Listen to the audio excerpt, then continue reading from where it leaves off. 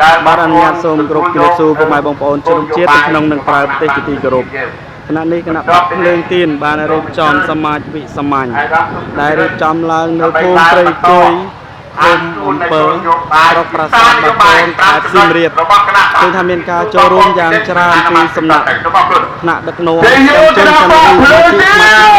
ដឹកនាំគ្រប់លំដាប់ថ្នាក់កម្មជនសកម្មនីដែលបានខ្លះយើងរៀបចំចំណែកភ្លើងទៀនដើម្បីដឹកនាំរដ្ឋាភិបាល2023មានរបស់ពុកម៉ែបងប្អូនបានមកចូលរួមយ៉ាងច្រើនលុបដល់គ្មានអង្គុយបងប្អូនកាន់ទៅក៏ឈរបងប្អូនស្កាន់ជនខ្លះក៏នៅខាងក្រៅវេទិកាបាទដោយសារតែមានការចូលរួមគ្រប់គ្រងយ៉ាងច្រើនកកមែនតើនេះបងប្អូនមករូបភាពបញ្ជាក់យ៉ាងច្បាស់អំពីកម្លាំងនៃការគ្រប់គ្រងរបស់គណៈបកភ្លើងទៀនបាទផ្ដល់ឱកាសចំបាទបាទរោវេទិកាយើងរៀបចំច្រើនហើយប៉ុន្តែដោយសារតែមានការចូលរួមយ៉ាងច្រើនពីសំណាក់ពុកម៉ែបងប្អូនជាពលរដ្ឋអ្នកគ្រប់គ្រងដែលគាត់មកចូលរួមអញ្ចឹងឃើញថាខ្វះចន្លោះនៅរោងវេទិកាបន្តិចប៉ុន្តែមិនជាបញ្ហាទេសម្រាប់គាត់បាទអញ្ចឹងសូមរីករាយទស្សនានៅសកម្មភាពទាំងក្នុងនិងក្រៅវេទិកាបាទដូចតទៅជូនទៅអ្នកបោះឆ្នោតក៏ដូចទៅជូនទៅអ្នកគ្រប់គ្រងយើងនៅ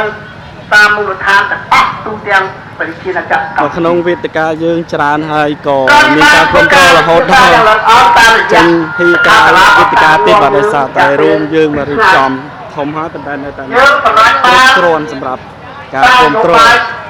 គឺគាត់មកចូលរួមច្រើនមែនតើបងប្អូននេះតាមណាអត់មានយកក្រៅទេយកចេញអំពីគោលនយោបាយសំខាន់ទាំង9ចំណុចរបស់បងប្អូនគណៈបកយើងតែដល់មនុស្សជាតិលោកបានអានអំពីនេះ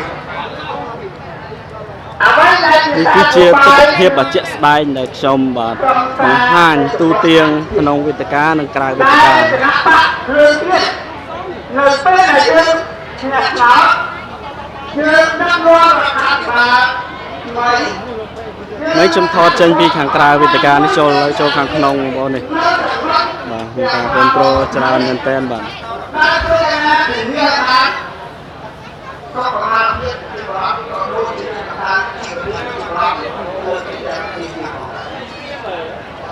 ទីមួយ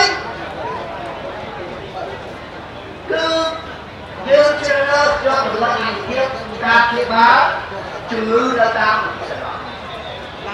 ខ្ញុំធ្លាប់ជាវិជ្ជាបណ្ឌិតផ្នែកអាកាស10ឆ្នាំខ្ញុំដឹង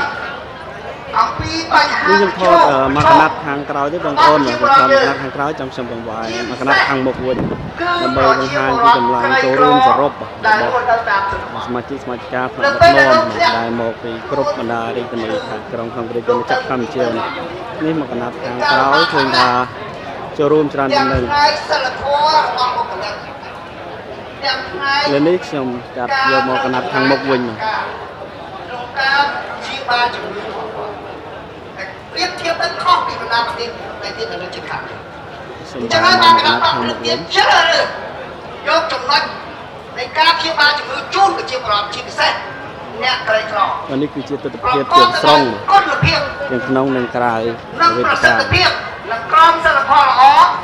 សម្ដៅធ្វើយ៉ាងណាព្យាបាលគាត់ដោយមិនយកប្រាក់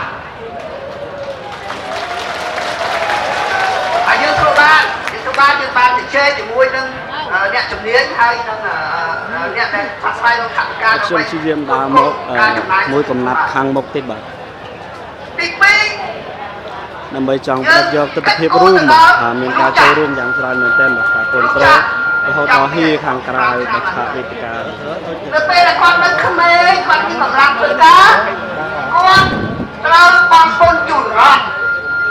ចឹងដល់ពេលគាត់ចូលនិវត្តន៍ទៅគាត់រត់ទៅតែគិតគូរក្នុងការគ្រប់គ្រងជួយដល់ជីវភាពរបស់គាត់ផងដែរតាមនឹងហើយដែលគណៈបកភ្លើងទៀនបានសម្រេចយកចំណុចអតិភិបក្នុងការដល់ប្រាក់ឧបត្ថម្ភជូនចាស់តាំងពីអាយុ5ឆ្នាំទៅក្នុងមួយខែក្នុងម្នាក់គឺ20,000,000រៀលយើងធ្វើបានយើងអាចរកថវិកាបានដោយសារ តិចលោកបានសិក្សានិងបញ្យល់ហេតុផលថាតើយើងរកលុយមកពីណាដើម្បីធានាថា20ម៉ឺនរៀលម្នាក់សម្រាប់ម្ចាស់បាទនៅខាងវិទ្យាកម្មក៏មានដែរតែនឹងទៅចូលបង្ហាញទៀតបាទក៏សំខាន់ដែរគាត់គឺជាដៃមួយដែលត្រូវប្រើប្រាស់ដើម្បីជួយគ្រប់គ្រងក្រុមប្រសាហើយឃើញហើយថាកម្មករយើងក្នុងមកប្រាប់និវត្តន៍អបបបានមករបស់ពួកគាត់យើងមិននិយាយពីកម្មករដែលមានជំនាញទេកម្មករធម្មតាប្រាក់ខែអបបបានរបស់គាត់នៅមានកម្រិតទៀតទៅ